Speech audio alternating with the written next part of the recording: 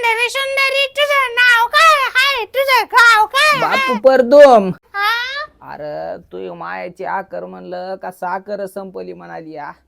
दुकानाहून जाऊन जरा साखर आणतोस का माय? मी जाय ना दुकानला.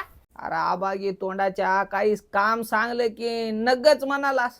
हा, मोठ्या माणसाचे काम आहे का माय? मग मला त्याच्यातले 10 रुपये द्या.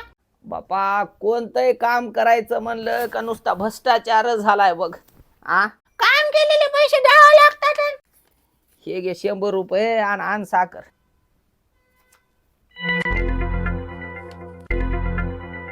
ना ना हे तर डुप्लिकेट नोट आहे की. आई त्याच्यावर गांधीजी तर ओरिजिनल हात की र.